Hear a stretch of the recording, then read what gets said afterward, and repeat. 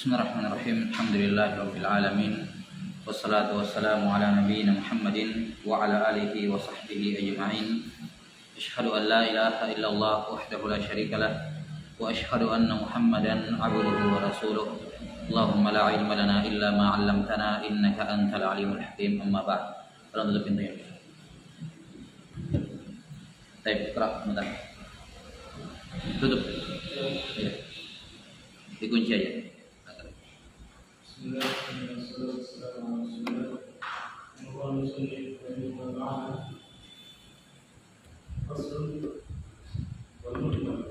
Apa? Hafal.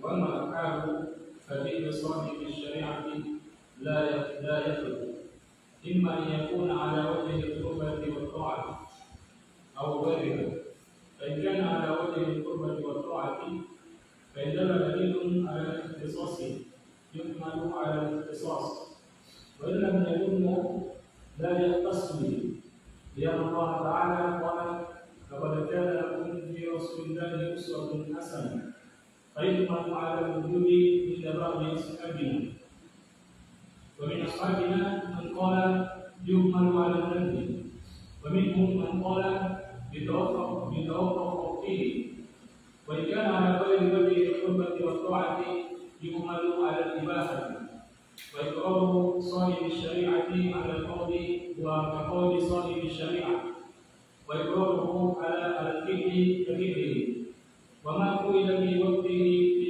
غير مجلسه وعلم به ولم ينكره فحكمه حكم ما قيل في مجلسه. Baik. Sekarang pembahasan terkait dengan af'alun Nabi sallallahu alaihi wasallam. Al-af'al. Af'al yakni af'alun Nabi sallallahu alaihi wasallam dalam pensyariatan. Ya, karena hanya af'al, hanya perbuatan Nabi sallallahu alaihi wasallam yang bisa dijadikan hujjah. Adapun perbuatan selain dari Nabi sallallahu alaihi wasallam maka tidak bisa dijadikan sebagai hujjah, ya, tidak teranggap sebagai dalil yang sah. Perbuatan Nabi Muhammad sallallahu alaihi wasallam atau terkait dengan af'alun Nabi sallallahu alaihi wasallam, perbuatan Nabi sallallahu alaihi wasallam terkait dengan syariat itu ada dua jenis. Yang pertama ada fi'lun fa'alahu huwa sallallahu alaihi wasallam. Ada perbuatan yang memang langsung dikerjakan oleh Nabi sallallahu alaihi wasallam. Beliau memang langsung mengerjakannya, beliau yang mengerjakannya, ya, disebut dengan sunnah fi'liyah. Dan yang kedua ada fi'luhu bisa dikatakan secara maknawi, yakni ikrar, persetujuan Nabi sallallahu alaihi wasallam terhadap perbuatan sahabat. Jadi ada sahabat yang melakukan perbuatan, kemudian Nabi sallallahu alaihi wasallam melihatnya, ya, mengetahuinya, dan beliau tidak mengingkarinya. Maka ini sama seperti perbuatan Nabi sallallahu alaihi wasallam secara hukman. Ya, seperti yang disebutkan di sini oleh al-musannif rahimahullahu taala, huwa iqraruhu 'alal fi'li ka fi'lihi, ya, bahwa ketika Nabi sallallahu alaihi wasallam menyetujui suatu perbuatan, maka itu sama seperti hukumnya sama seperti perbuatan Nabi sallallahu alaihi wasallam. Jelas ya? Maka fi'il, perbuatan sahibus syariah, perbuatan atau amalan Nabi sallallahu alaihi wasallam, ada amalan yang beliau lakukan sendiri, langsung beliau lakukan sendiri, dan ini namanya sunnah fi'liyah. Dan yang kedua ada perbuatan yang dihukumi sama seperti perbuatan beliau, yaitu perbuatan sahabat yang disaksikan oleh beliau tapi beliau tidak ingkari. Ini namanya sunnah takririyah. Sunnah takririyah. Nah, apa hukum dari masing-masing sunnah ini? Sunnah fi'liyah dan sunnah takririyah. Baik. Beliau mulai dengan sunnah fi'liyah dulu, perbuatan Nabi sallallahu alaihi wasallam.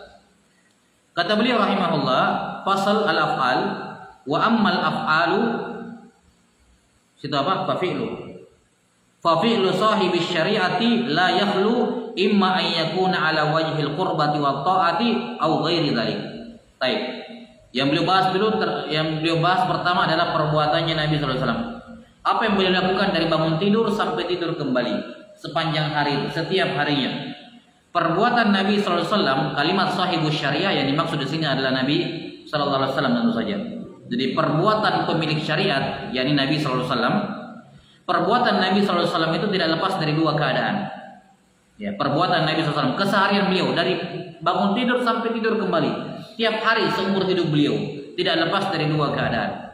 Yang pertama, ada perbuatan Nabi SAW yang beliau lakukan dalam konteks mendekatkan diri kepada Allah, dalam konteks ibadah dan ketaatan. Ya, di mana Nabi SAW melakukan itu sebagai bentuk takarrub dan ketaatan ibadah kepada Allah Subhanahu wa taala. Jenis yang kedua, ada perbuatan Nabi sallallahu alaihi wasallam ghairi dzalik, selain daripada itu. Ya, yang akan diterangkan nanti oleh beliau rahimahullah, yaitu perbuatan Nabi sallallahu alaihi wasallam di mana beliau melakukan sesuatu bukan dalam konteks ibadah, taat, ya, tapi perbuatan beliau sebagai manusia, seperti makan, minum, tidur, buang air dan seterusnya. Ini perbuatan-perbuatan Nabi sallallahu alaihi wasallam, tapi beliau lakukan itu bukan dalam rangka ibadah dan bertakarrub kepada Allah Subhanahu wa taala. Nah, apa hukumnya masing-masing? Maka dari sini kita bisa mengetahui ucapan sebagian orang bahwa kita wajib mengikuti semua perbuatan Nabi sallallahu alaihi wasallam, ini ucapan global tentu saja. Ya. Jelas sampai sini? Ini ucapan global. Ketika ada yang mengatakan kita wajib mengikuti semua perbuatan Nabi sallallahu alaihi wasallam, ini tidak benar pengetelakannya. Kenapa? Karena perbuatan Nabi SAW ada dua jenis, kata beliau, kata Imamul Haramain. Ada perbuatan yang beliau lakukan sebagai bentuk ibadah dan ketaatan, dan ada perbuatan yang sehari-hari beliau kerjakan bukan sebagai ketaatan dan ibadah, tapi sebagai manusia biasa, berpakaian, ya, pergi ke pasar, ya, bekerja. Ini kan pekerjaan sehari-hari. Di mana beliau SAW pada dasarnya makan, minum, tidur, buang air. Ini pekerjaan beliau lakukan bukan dalam rangka untuk ibadah dan ketaatan. Jelas ya? Baik. Nah, sekarang apa hukum masing-masing perbuatan Nabi SAW? Kalau Nabi SAW mengerjakan suatu ibadah, suatu amalan ini beliau kerjakan dalam rangka ibadah atau taat kepada Allah. Apa hukum kita mengikutinya? Apa hukum kita mengikutinya? Yang kedua, ada perbuatan Nabi Muhammad SAW yang beliau lakukan bukan dalam rangka ibadah dan taat, tapi sebagai manusia. Beliau lakukan itu sebagai manusia, tidur, makan, dan seterusnya. Nah, apa hukum kita mengikutinya? Ini dua perbuatan Nabi SAW. Beliau akan bahas dulu jenis yang pertama, yaitu perbuatan Nabi SAW dalam rangka apa? Ibadah. Nah, apa hukum mengikutinya? Kata beliau rahimahullah. Di sini ada yang kurang. Coba tadi apa itu? Ada yang kurang di sini nusuknya. Fa in kana ala wajhil qurbati wat ta'ah fa indal dalil, gitu. Ya, baik. Sekarang beliau mulai jenis perbuatan yang pertama, perbuatan Nabi Muhammad SAW yang beliau lakukan dalam rangka ibadah dan ketaatan. Apa hukum kita mengikutinya? Kata beliau, perbuatan beliau yang seperti ini, fa indal dalilun ala al-ikhtisas bihi yuhmalu ala al-ikhtisas. Kata beliau, kalau ada dalil yang menunjukkan bahwa itu khususiyah Nabi Muhammad SAW, jelas ya, ada dalil yang mengatakan bahwa itu ibadah hanya boleh dilakukan oleh Nabi Muhammad SAW, tidak boleh dilakukan oleh orang yang lain, maka yuhmalu alal ikhtisas, maka kita arahkan ibadah yang beliau lakukan khusus untuk beliau.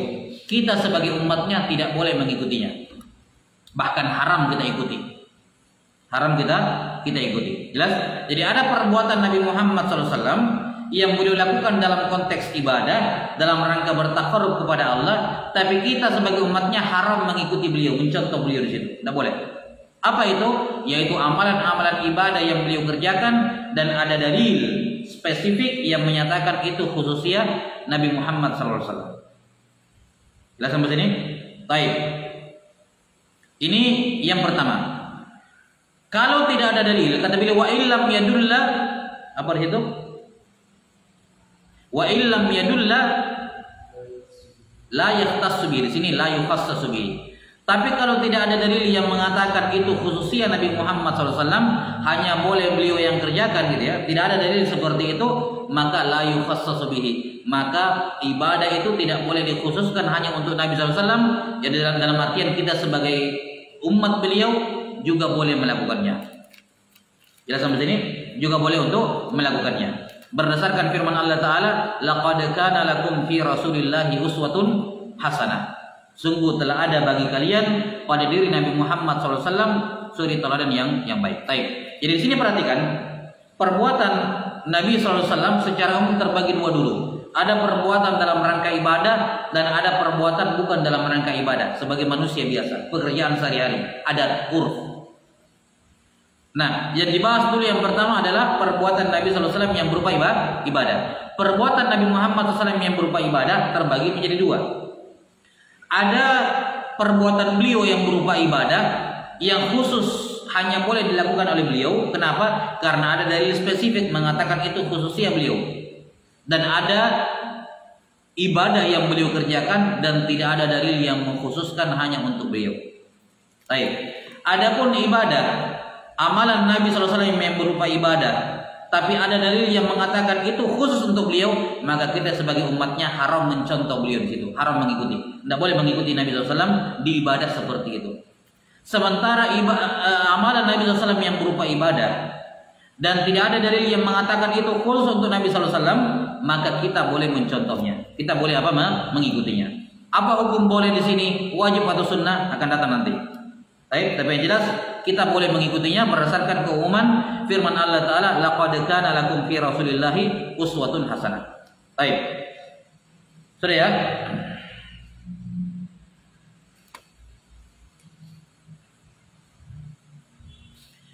Nah, sebelum kita masuk menjelaskan terkait dengan masalah ini, masalah terkait dengan perbuatan Nabi Muhammad SAW, perbuatan Nabi itu adalah dalil. Ini tentu saja dibangun di atas salah satu perkara mendasar dalam ajaran kita, bahwa al-anbiya itu maksum. Al-anbiya itu apa? Maksum.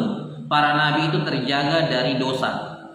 Ya, terjaga dari dosa dan kekurangan yang terkait dengan tablighur risalah, yang terkait dengan penyampaian risalah. Iya. Baik. Sudah ya? Jadi Nabi SAW itu maksum, terjaga, dan ini sifat semua para nabi. Semua nabi itu maksum dari perkara-perkara yang sifatnya dosa-dosa besar. Dan sifatnya apa? Dosa-dosa besar. Ittifaq, sepakat para ulama, para nabi terjaga perbuatannya, ucapannya dari dosa-dosa besar. Sepakat. Demikian pula para ulama sepakat bahwa para nabi, termasuk Nabi Muhammad SAW, para nabi semuanya maksum dari perkara-perkara yang mencacati tabligh, mencacati penyampaian risalah.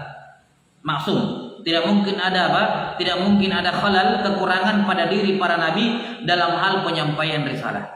Sepakat para ulama. Nah, dan ini pembahasan kita di sini. Jelas ya? Karena perbuatan Nabi SAW dalam rangka menjelaskan syariat. Maka maksum, perbuatan Nabi SAW itu maksum dari kesalahan.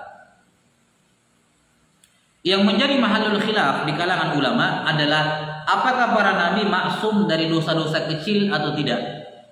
Apakah para nabi maksum dari dosa-dosa kecil dan kesalahan atau tidak? Ingat ya, kita katakan ini masalahnya maksum atau tidaknya. Dalam artian apakah terjadi pada diri nabi, pada diri para nabi secara teori? Apakah memungkinkan para nabi terjatuh dalam dosa kecil atau tidak secara teori? Bukan berarti kalau secara teori iya, berarti otomatis semua nabi bikin dosa kecil. Enggak. Paham ya? Kita berbicara secara teori. Secara teori, secara jawazan, apakah memungkinkan para nabi terjatuh dalam dosa-dosa kecil atau tidak? Baik. Sebelum kita bahas ini, kita sepakat bahwa dosa kecil itu langsung terampuni. Paham ya?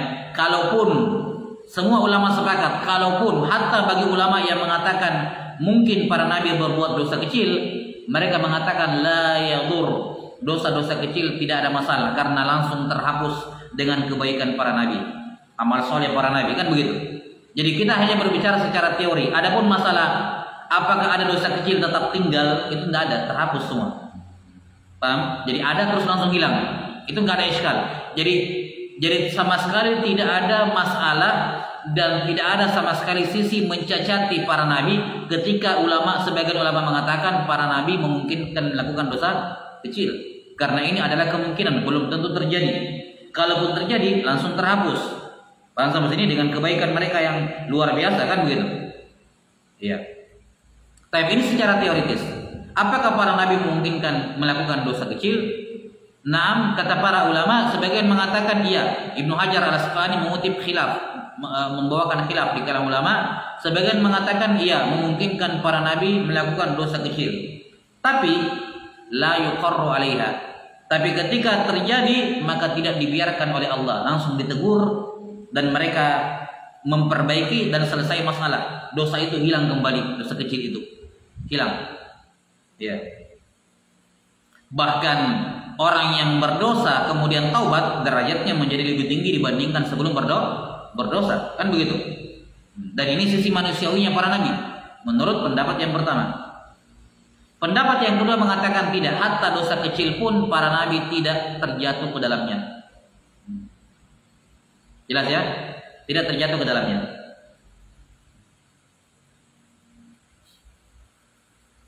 Adapun ya, ini pendapat yang kedua. Jelas ya? Pendapat yang pertama, mereka berdalil dengan beberapa beberapa dalil-dalil yang menunjukkan adanya teguran Allah Ta'ala kepada para nabi. Ditegur, menunjukkan itu salah. Menunjukkan itu salah. Nabi Yunus misalnya ditelan oleh ikan, ya. Kemudian Nabi Musa dalam kisah Nabi Khidir, kenapa disuruh pergi belajar ke Nabi Khidir? Karena beliau mengatakan tidak ada manusia yang lebih tahu dibandingkan saya, lebih berilmu dibandingkan saya. Ada teguran-teguran. Pada diri Nabi Muhammad SAW misalnya turunnya beberapa surah menegur, beberapa ayat menegur, abasa wa tawalla, ma'ruf kisahnya, ya. Kemudian la tusalli ala man mata minhum mata abadan, ya. Jangan menyolati orang munafik. Beliau menyolati Abdullah bin Ubay bin Salul dan seterusnya. Jadi ada yang seperti ini. Ini dalil yang digunakan oleh sebagian ulama yang menyatakan mungkinnya, bahkan terjadi gitu, pada sebagian nabi. Dan sebagian lain mengatakan tidak. Ya, Nabi Muhammad SAW itu maksum hatta walaupun dari dosa-dosa kecil. Adapun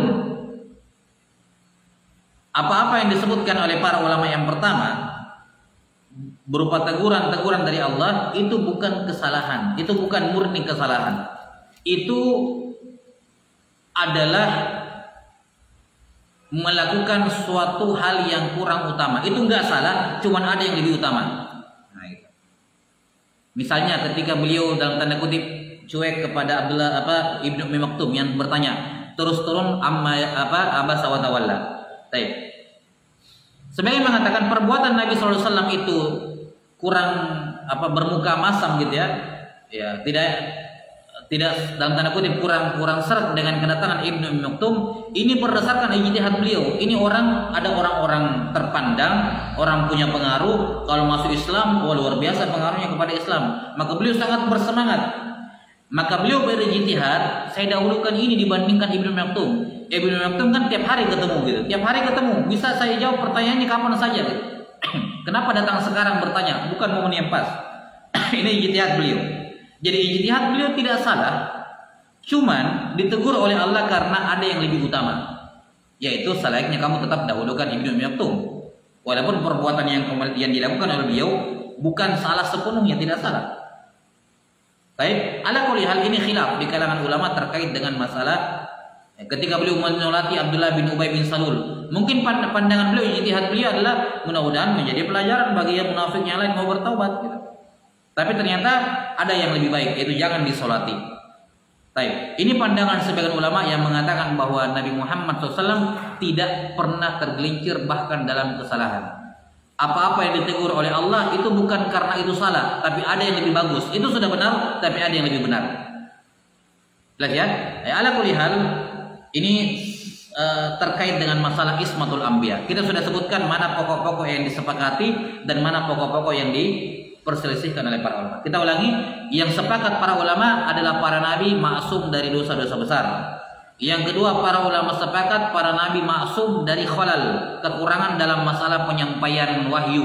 Itu tidak mungkin ada kekurangan, maksum para nabi di sini.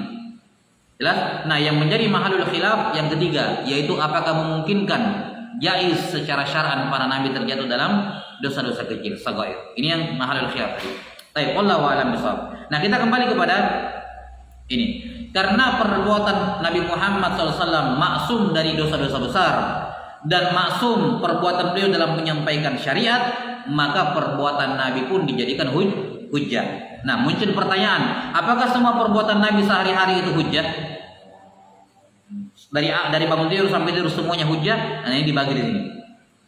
Kata beliau rahimahullah, kata Imamul Haramain rahimahullah, perbuatan Nabi SAW itu terbagi menjadi dua. Ada perbuatan yang beliau kerjakan dalam rangka ibadah, dan ada perbuatan yang beliau lakukan bukan dalam rangka ibadah, tapi keseharian, seperti makan, tidur, buang air, ya, dan seterusnya, berpakaian. Nah, adapun perbuatan yang dibahas yang pertama dulu. Adapun perbuatan Nabi Muhammad SAW yang beliau lakukan dalam konteks ibadah, dalam rangka ibadah dan ketaatan, ini tidak lepas dari dua keadaan. Yang pertama, ada ibadah yang ditunjukkan oleh dalil itu khusus untuk Nabi Muhammad SAW. Dan yang kedua, ada amalan Nabi SAW yang tidak ditunjukkan dalil, tidak ada dalil yang menunjukkan bahwa itu khusus Nabi SAW. Adapun yang pertama, yaitu dalil menunjukkan bahwa amalan Nabi itu khusus untuk beliau, maka haram kita mencontoh Nabi Muhammad SAW di situ. Haram hukumnya mencontoh, tidak boleh diikuti Nabi di situ. Baik. Sementara yang kedua, yaitu amalan Nabi SAW dalam rangka ibadah, tidak ada dalil yang menyatakan itu khusus untuk Nabi SAW, maka kita boleh mengikuti beliau di sini. Bolehnya di sini imma wajib wa imma sunnah, akan diterangkan nanti. Yang jelas boleh. Nah, kita mau bahas yang pertama dulu, yaitu ada perbuatan Nabi SAW beliau lakukan dalam rangka ibadah, tapi ada dalil yang mengatakan itu khusus untuk Nabi SAW. Apa kata Imamul Haramain? Maka apa? Kata beliau, yuhmalu alal ikhtisas. Maka berarti perbuatan itu hanya boleh dilakukan oleh Nabi Muhammad SAW, haram umatnya mencontoh. Ya, misalnya, contohnya adalah Nabi SAW menikah tanpa wali. Nabi SAW menikah tanpa wali. Nah, ini kan menikah asalnya perbuatan manusia, tapi aturan-aturan di dalamnya itu apa? Dicontohkan dalam rangka ibadah. Baik, dalam rangka ibadah. Maka di sini ketika Nabi SAW menikah tanpa wali, ada dalil yang mengatakan khusus untuk beliau. Ketika sebagian sahabat mau menghibahkan dirinya kepada Nabi SAW, ya, atau istri Nabi SAW sahabat Zainab, ya, yang tadinya menjadi istri dari anak angkat beliau dalam tanda kutip, ya. Nah, Zaid ibnu Harithah. Nah, ini ma'ruf. Kemudian apa lagi? Puasa wisol, puasa nyambung. Tidak berbuka di pas buka puasa, tidak buka, lanjut puasa sampai besoknya. Ini namanya puasa apa? Puasa wisol. Puasa wisol haram bagi umat Islam. Menurut pendapat yang mu'tamad dalam mazhab Syafi'iyah. Puasa wisol haram. Kenapa? Karena wisol walaupun Nabi SAW contohkan, tapi ada dalil yang melarang atau ada dalil yang mengatakan itu khusus untuk Nabi SAW, yaitu sabda beliau SAW, innakum lastum misli, kalian tidak seperti saya. Ini jelas, kalian tidak seperti saya. Saya puasa wisal, kalian tidak boleh. Tidak boleh dicontoh Nabi SAW di sini. Jelas ya?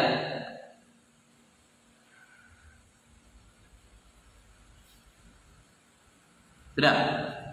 Jadi ada perbuatan-perbuatan yang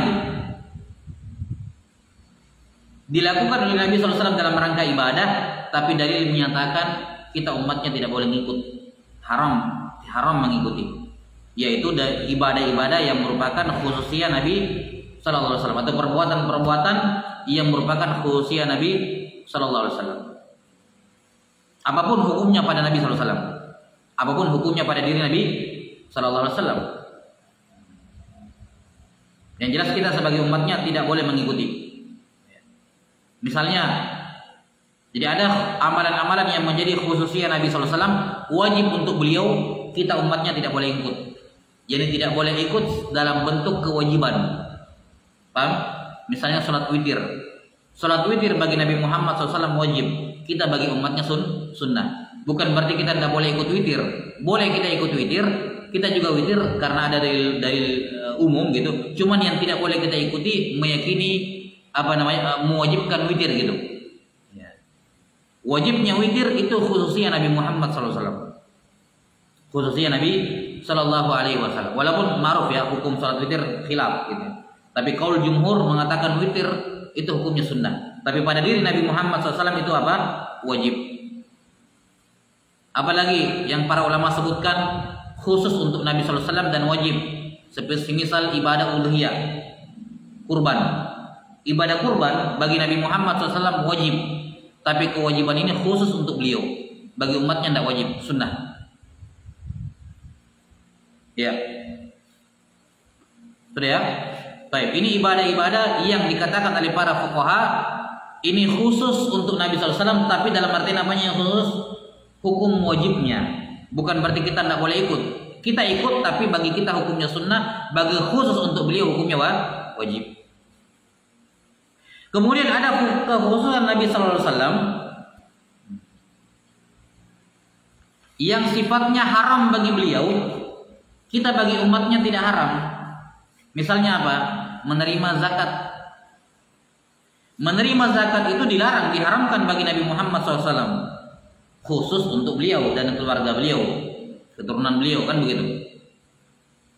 Adapun kita bagi umatnya halal menerima zakat. Boleh menerima zakat. Baik. Menerima sedekah sama. Nabi SAW dan keluarganya tidak diharamkan menerima sedekah. Kalau hadiah boleh. Jadi konteksnya beda antara hadiah dengan sedekah. Makanya Salman Al-Farisi ketika dalam kisahnya masyhur ya, di kitab-kitab terdahulu di Nasrani, beliau baca bahwa Nabi yang terakhir ini tidak menerima sedekah tapi menerima hadiah. Ketika dia Salman Al-Farisi pertama kali bertemu dengan Nabi SAW untuk mengecek beliau Nabi atau bukan, beliau kasih apa?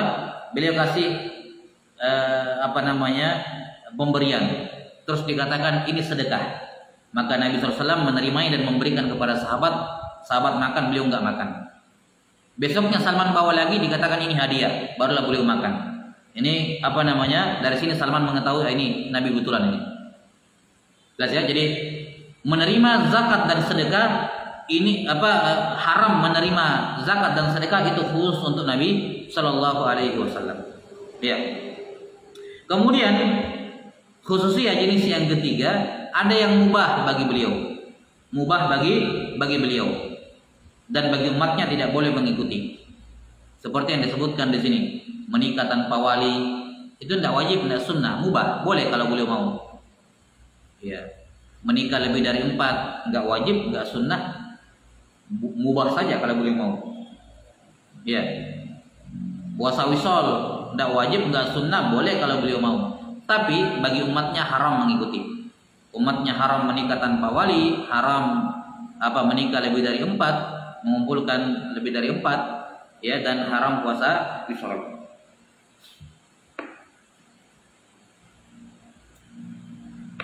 Baik, ini terkait dengan perbuatan Nabi Shallallahu Alaihi Wasallam. Jadi semua perbuatan amalan Nabi Muhammad SAW yang dilakukan dalam rangka ibadah dan sifatnya khususnya Nabi Muhammad SAW, ya, maka kita sebagai umatnya tidak mengikutinya. Walaupun kalau kita membahas lebih detail, khususnya Nabi Muhammad SAW itu ada 3. Ada khususnya yang wajib untuk beliau, ada khususnya yang haram bagi beliau, dan ada khususnya yang mubah bagi beliau. Ya. Khususnya yang wajib seperti salat witir dan udhiyah. Ini wajib bagi beliau, bagi umatnya sunnah, enggak wajib. Ada khususnya yang haram bagi beliau tapi boleh bagi umatnya, yaitu menerima zakat dan sedekah. Haram bagi beliau, boleh bagi umatnya. Dan yang ketiga ada khususnya yang mubah beliau lakukan, haram bagi umatnya, seperti tadi. Menikah tanpa wali, wisol, dan menikah lebih dari 4. Ya, wallahu alam bissawab. Sudah ya. Kemudian perbuatan yang kedua, jenis perbuatan yang kedua dari Nabi SAW, yaitu yang tidak ada dalil yang menunjukkan lam yadulla ala al-ikhtisas. Tidak ada dalil yang menunjukkan bahwa perbuatan itu khusus untuk Nabi sallallahu alaihi wasallam. Maka apa kata beliau? La yukhassasu bihi, maka tidak boleh dikhususkan hanya untuk Nabi sallallahu alaihi wasallam, umatnya juga boleh melakukannya. Nah, sekarang kalau boleh, apa hukumnya? Wajib atau sunnah? Nabi sallallahu alaihi wasallam melakukan suatu amalan dalam rangka ibadah dan ketaatan. Jelas? Dalam rangka ibadah dan ketaatan, dan tidak ada dalil spesifik yang mengatakan itu untuk Nabi sallallahu alaihi wasallam. Nah, apa hukum kita mengikutinya? Kalau boleh, jelas boleh. Tapi apakah boleh ini hukumnya wajib atau sunnah? Nah, kata beliau rahimahullah, fayu'malu 'alal wujubi 'inda ba'dhi ashabina. Ini pendapat yang pertama, mengatakan hukumnya wajib. Ini pendapat sebagian Syafi'iyah. Fayu'malu 'alal wujub, wajib kita mengikutinya. Pendapat yang kedua, wa min ashabina man qal yuhmalu 'alan nadab. Sebagian mengatakan dibawa kepada hukum sunnah. Sunnah bagi umatnya untuk mengikutinya. Dan pendapat yang ketiga, wa minhum man qal yutawaqqafu anhu. Tawakuf, tidak kita katakan wajib, tidak kita katakan sunnah. Jelas ya? Nah, ini tiga pendapat yang disebutkan oleh al-musannif rahimahullah. Jadi tiga pendapat ini dalam masalah Nabi sallallahu alaihi wasallam mengerjakan suatu amalan dalam rangka ibadah dan ketaatan, dan tidak ada dalil yang menyatakan itu khusus untuk Nabi sallallahu alaihi wasallam. Apa hukumnya apa hukum umatnya mengikuti beliau? Apa hukumnya? Boleh. Jelas ya? Yang jelas kalau Nabi lakukan, kita boleh lakukan. Cuman apakah pembolehan ini hukumnya wajib? Kita contoh, ataukah sunnah, ataukah apa? Kita waqqau fihi. Tiga pendapat. Pendapat yang pertama adalah yang mengatakan bahwa wajib bagi umatnya untuk mencontoh. Wajib. Dan ini pendapat yang dipilih oleh Ibnu Suraij dan Abu Sa'id Al-Istakhri rahimahullah taala. Pendapat yang mengatakan wajib bagi umatnya untuk mengikuti, ini pendapatnya Ibnu Suraij dan Abu Sa'id Al-Istakhri rahimahullah taala. Iya. Sisi pendapatnya saya kira jelas, yaitu mimbabil ikhtiyar, untuk berjaga-jaga. Karena kalau kita katakan sunnah terus kita tidak tinggalkan, ya kan, berarti ada kemungkinan wajib gitu ya. Berarti kita meninggalkan kewajiban. Tapi kalau kita anggap wajib, maka pasti aman, karena yang mengatakan sunnah sekalipun ya sunnahnya dikerjakan, kan gitu. Jadi ala sabilil ikhtiyar, mereka memilih pendapat ini. Pendapat yang kedua, ada yang mengatakan asalnya adalah sunnah. Sunnah bagi umatnya untuk mencontoh, tidak wajib. Sampai ada perintah. Sampai ada perintah. Jelas sampai sini? Ya. Dan ini pendapat As-Sayrafi. Ya, As-Sayrafi dan juga pendapat Al-Baydawi rahimahullah. Ya, pendapat Al-Baydawi rahimahullahu taala. As-Sayrafi dan juga Al-Baydawi rahimahullah. Alasan mereka mengatakan sunnah karena ketika suatu amalan Nabi SAW masykukun fihi, yakni taraddad bainal wajib wal mandub, maka kita ambil yang mutayakkan, yang meyakinkan. Yang mana yang meyakinkan? Wajib atau sunnah? Tentunya yang paling rendah derajatnya yang meyakinkan, yaitu sunnah. Karena itu yang mutayakkan fihi, itu yang meyakinkan. Makanya mereka mengarahkan kepada sunnah. Baik, dan pendapat yang ketiga tawakuf.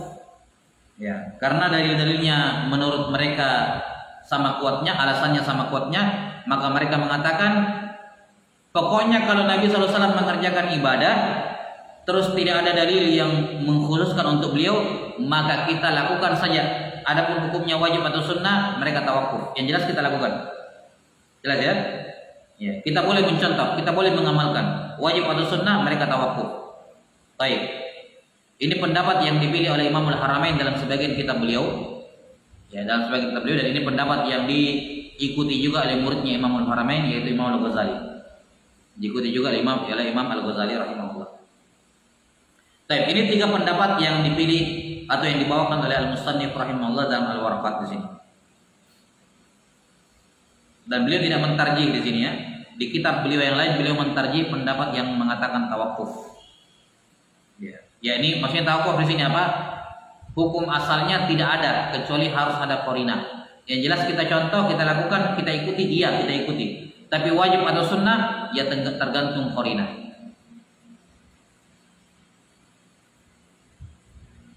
Baik.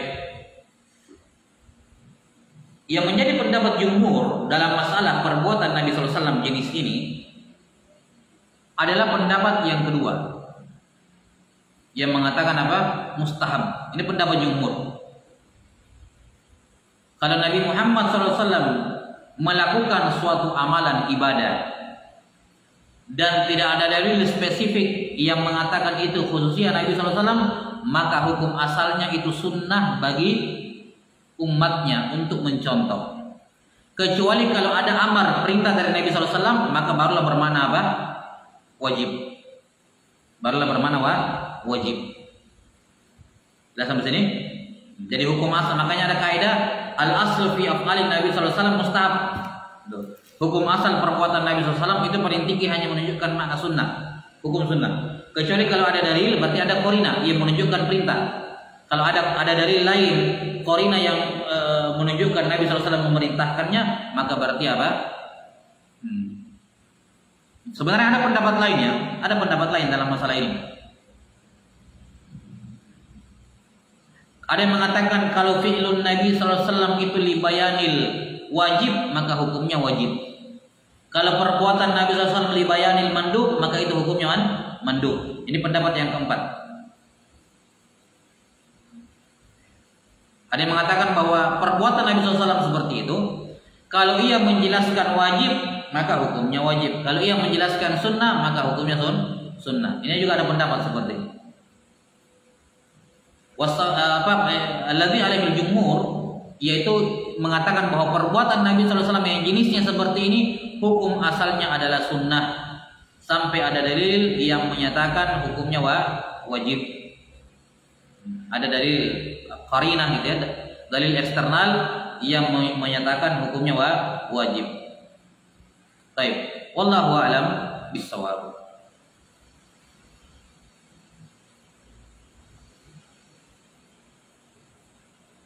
Perhatikan ya, ini terkait perbuatan Nabi SAW saja, paham? Terkait dengan perbuatan Nabi saja yang tidak ada sabda beliau tentang itu, paham? Misalnya sholat duha, ada nggak perintah sholat duha? Tidak ada. Yang ada perbuatan Nabi SAW. Tapi beliau juga menyebutkan tentang apanya? Tentang pahalanya. Ya. Beliau SAW juga menyebutkan tentang pahala sholat duha. Maka hukumnya apa? Nah, sunnah karena jelas ada pahalanya. Itu jelas. Nah, yang dibicarakan di sini adalah perbuatan Nabi SAW yang murni beliau kerjakan dan tidak ada dalil eksternal.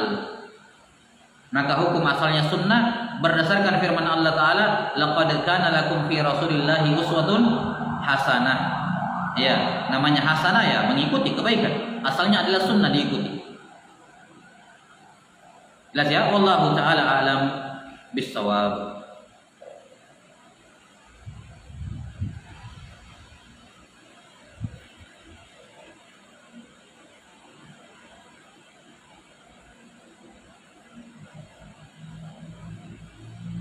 Kemudian jenis perbuatan Nabi SAW yang kedua. Jenis perbuatan Nabi SAW yang kedua yaitu amalan yang beliau kerjakan bukan dalam rangka ibadah, tapi dalam rangka adat, karena kebiasaan seperti makan, minum, tidur, berpakaian, buang air dan seterusnya. Ya, cebok dari buang air, apalagi berjalan, ya, berjual beli. Ini kan adat, bukan dilakukan dalam rangka ibadah, tapi adat. Nah, apa hukumnya perbuatan Nabi SAW untuk mencontoh ini? Nah, kata para ulama, perbuatan Nabi SAW yang seperti ini bukan amalan yang diikuti. Jadi tidak dikatakan wajib, enggak dikatakan sunnah mengikuti, enggak. Karena ini perbuatan biasa gitu. Perbuatan beliau sebagai manusia biasa. Jelas ya? Bukan mahalul iqtida. Maka Nabi bisa mengatakan begini, saya mau makan dengan niat mencontoh Nabi SAW karena beliau makan. Oh enggak. Ini bukan mencontoh, bukan tempatnya mencontoh Nabi SAW pada makannya. Baik. Tapi perhatikan, tapi dalam masalah hay'ah dan kaifiyah, tata cara beliau mengerjakan hal yang tabiat itu mahalul iqtida, tempat untuk mencontoh. Jelas ya? Yang bisa dicontoh dari Nabi sallallahu alaihi wasallam yang mendatangkan pahala kalau dicontoh itu adalah hay'ah dan kaifiyat dari af'al tersebut. Dari af'al apa? Tersebut. Misalnya makan dengan tangan kanan, makan dengan 3 jari misalnya. Baik, sah kalau seorang mengatakan, saya mau makan 3 jari dengan tangan kanan karena mencontoh Nabi SAW. Sah untuk tidak. Tapi kalau dia bilang saya makan dengan niat mencontoh Nabi SAW, oh tidak, makannya itu bukan mahalul tidak, tapi cara makannya itu mahalul apa? Tidak. Tidurnya bukan mahalul tidak. Tidak bisa dikatakan saya tidur dengan niat mencontoh Nabi SAW beliau tidur. Enggak, itu bukan mahalul tidak. Tapi kalau saya tidur dengan sebelumnya wudhu, saya tidur berbaring di sisi sebelah kanan untuk mencontoh Nabi SAW, maka iya, itu ada pahalanya. Itu mahalul tidak. Itu mahalul apa? Mahalul tidak. Jelas sampai sini? Baik, wallahu taala alam bissawab. Ya, ini terkait dengan perbuatan Nabi Muhammad SAW yang dilakukan keseharian. Mimbab tabi'ah wal jibillah. Sudah ya? Baik.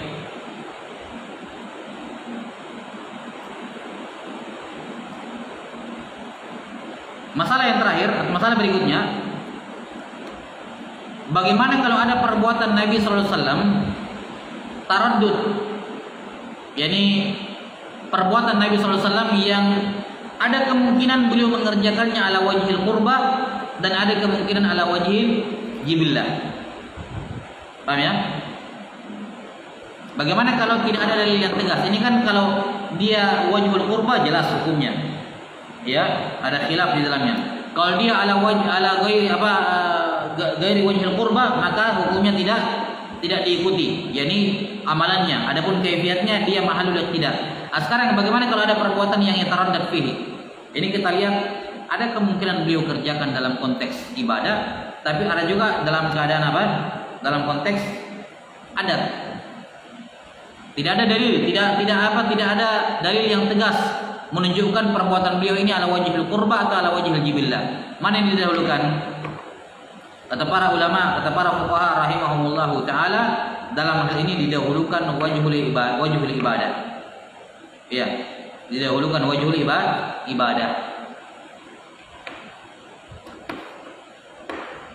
Baik.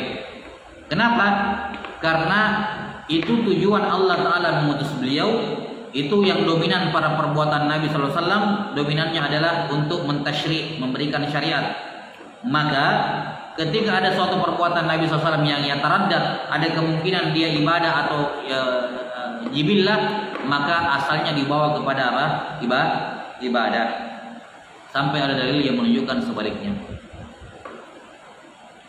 Contohnya Nabi Muhammad SAW, contoh perbuatan ini yang yataraddad baina al-ibadah wal jibillah. Misalnya Nabi SAW kalau salat Id, beliau pulang pergi di jalan yang berbeda. Ya, beliau pergi di satu jalan, pulang dari jalan yang lain. Baik. Beliau melakukan ini khalafat thariq dalam hadis Jabir. Khalafat thariq, beliau beda jalan pergi sama jalan pulangnya. Ini beliau lakukan dalam konteks ibadah atau apa? Atau jibillah. Paham? Kalau kita lihat berjalan pulang pergi ini kan jibillah ya. Tapi ada juga kesan kemungkinan ada wajhil ibadah. Kenapa? Karena beliau bedakan jalan pergi sama pulangnya. Baik, beliau bedakan. Nah, ketika taraddud di sini, jelas ya, para fuqaha rahimahumullah mengatakan ini dibawa kepada wajhul qurba wal ibadah. Makanya mereka mengatakan disunnahkan khalafat thariq, enggak dikatakan jaiz. Mereka mengatakan sunnah jalan pergi sama jalan pulangnya beda. Kenapa? Didominankan sisi ibadah.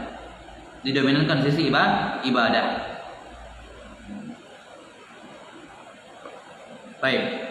Karena itulah para ulama mengkiaskan masalah ini ke ibadah-ibadah yang lain. Seperti misalnya ketika menjenguk orang sakit. Kata para fuqaha disunnahkan ketika menjenguk orang sakit, jalan pergi sama jalan pulangnya beda. Kias kepada sholat Id. Kias kepada sholat Id karena dia ibadah. Jelas ya? Karena itu dibawa kepada ibadah. Beda kalau dikatakan itu mahalul jibillah. Berarti tidak sunnah membedakan jalan pulang dengan jalan pergi, sehingga tidak bisa dikiaskan kepadanya ibadah yang lain.